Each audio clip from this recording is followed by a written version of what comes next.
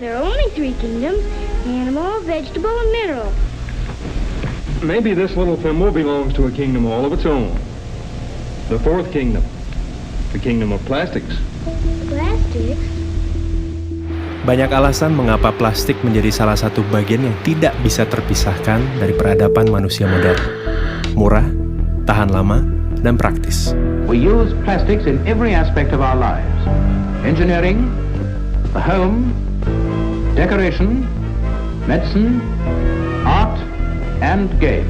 Segala macam alasan mendukung terciptanya plastik. Plastics come from many different raw materials. Saat itu, penggunaan kantong kertas dianggap membahayakan lingkungan. Semakin banyak kantong kertas, semakin banyak pohon yang ditebang.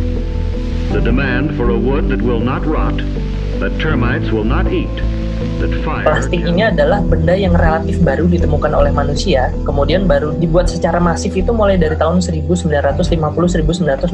Produksinya kalau kita bandingkan sekarang itu 20 kali lipat lebih kecil. Sekarang itu adalah zaman plastik. Karena apa sih nggak pakai plastik? Mulai dari kacamata saya plastik, baju kita kebanyakan plastik, apapun kayaknya itu udah plastik gitu.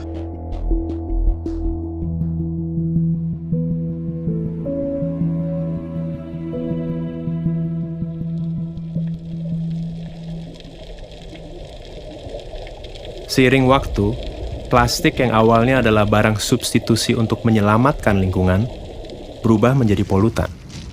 Tentu hal itu terjadi karena penciptanya, kita, manusia. Plastik mendominasi jenis sampah di masyarakat, mulai dari kantong plastik, gelas plastik, sedotan plastik, styrofoam, bungkus mie instan, pembungkus makanan ringan, produk-produk sachet, minuman sachet, shampoo sachet, sabun sachet.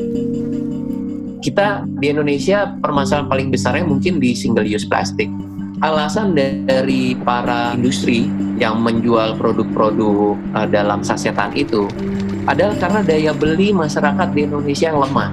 Karena ketika dijual dalam bentuk langsung 500 gram, mereka nggak sanggup beli. Indonesia ini unik banget, karakter sampahnya ini berbeda satu daerah dengan daerah yang lain.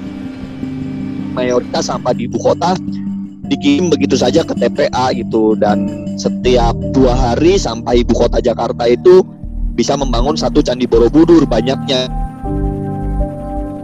Sifatnya yang sangat sulit terurai, pelan-pelan menjadikan plastik sebagai penghuni tetap bumi. 80% sampah itu berasal dari kegiatan yang ada di darat, 20% berasal dari kegiatan yang ada di laut. Bahkan di Palung Mariana, di sana udah ditemukan sampah plastik.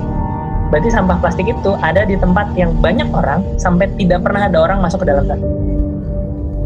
Plastik yang manusia gunakan untuk membungkus dan memberi umur yang lebih panjang bagi makanan mereka, kemudian menyelinap masuk ke piring mereka. Tanpa sadar, manusia juga menimbun plastik berukuran mikroskopik dalam sistem pencernaannya. Kita baru aware terhadap polusi plastik itu mungkin baru tahun 2000-an lah gitu, di mana laut kita ternyata ada 5 triliun pieces plastik dan kemudian ada lebih dari 250.000 ton plastik gitu di laut, yang kemudian ini akan terakumulasi di biota-biota yang pada akhirnya dikonsumsi oleh manusia. Mikroplastik ini itu udah sampai masuk di plankton gitu. Zooplankton dimakan oleh ikan yang lebih besar, kemudian ikan yang kecil itu kemudian dimakan sama yang lebih besar lagi, pada akhirnya ditangkap oleh nelayan kita, dan kemudian ada di pasar ikan kita, pada akhirnya ada di meja makan kita gitu, ikan itu gitu. Nah kalau misalnya ini sudah dimakan, itu justru malah lebih bahaya. Ada yang namanya nanoplastik lebih kecil dari 1 mikron, itu bisa langsung masuk ke serap ke saluran darah. Bila itu terjadi, bisa masuk ke saluran sistem saraf pusat, dalam hal ini adalah otak. Manusia mulai sadar, bom waktu bernama plastik sudah berdetak sejak awal diciptakan. Mereka mencari cara untuk menjinakkan bom waktu ini, atau setidaknya melambatkan waktu. Yang justru harus kita lakukan adalah kita mencari bahan pengganti yang kuatnya sama seperti plastik, yang fleksibelnya sama kayak seperti plastik, tetapi dia ramah lingkungan. Dari 7 spesies plastik yang hanya bisa di-recycle tuh hanya 2. Nah, ketika itu kotor, jorok, satu kontainer yang ternyata tercemar oleh bahan yang tidak bisa di-recycle, akhirnya nggak bisa di-recycle gitu. Ends up-nya di penimbunan gitu, pembuangan sampah, karena nggak bisa di-recycle. Atau kemudian karena nggak bisa di-recycle, yaudah gue bakar aja insenerator. Permasalahannya adalah masalah tata kelola, khususnya juga di Indonesia. Kalau kita menggunakan instrumen kesadaran gitu ya, harus sadar dulu, itu butuh waktu yang lama, sedangkan sampah dan masalahnya itu sekarang gitu. Jadi setiap orang itu wajib memilah sampah, itu namanya wajib, ya harus ada konsekuensi kalau tidak dilakukan.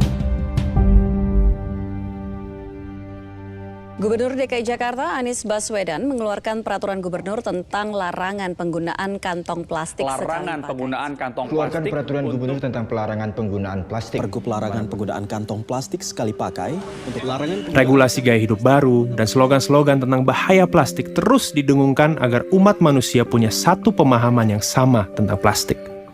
Sampai bahkan kadang berdengung dan terdistorsi dalam jargon dan slogan yang kosong. Pasca 1 Oktober, penggunaan kantong plastik Greenwashing. trennya? Apakah meningkat, menurun, atau seperti apa? Manusia mana sih yang nggak pakai plastik? Kayaknya nggak ada.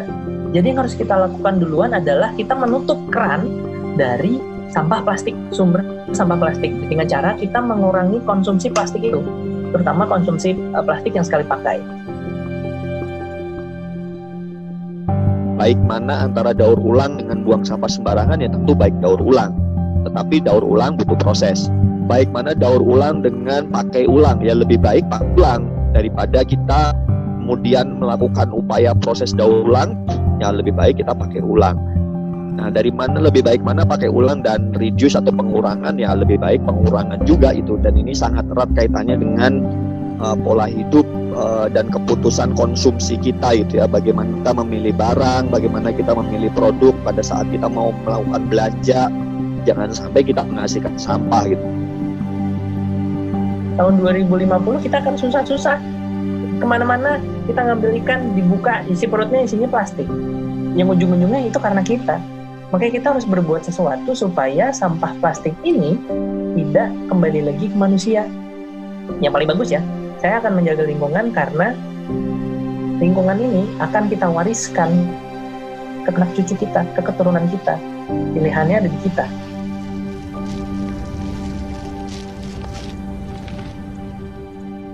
Ke informasi selanjutnya, wabah virus corona mulai Berbagai virus corona berdampak positif terpapar corona. Social distancing. Social distancing guidelines. Social distancing pickup impact of social distancing. Sampai dengan film ini dirilis, kita sedang terancam oleh pandemi COVID-19. Pandemi membuat manusia mengambil jarak dengan sesama, juga dengan plastik. Penggunaan plastik menurun karena manusia hanya diam di rumah. Di Jakarta, terjadi penurunan jumlah sampah hingga mencapai 620 ton per hari. Di Bogor, penurunan jumlah sampah mencapai 100 ton per hari. Now the coronavirus has taken over as the biggest worry for many, as air pollution has dissipated. So yes, we are seeing significant emissions reductions. Kualitas udara di Indonesia, khususnya kota Jakarta, jauh lebih bersih lantaran Dengan wabah virus corona, polusi udara di China justru berkurang drastis. The ozone layer of our planet is now healing.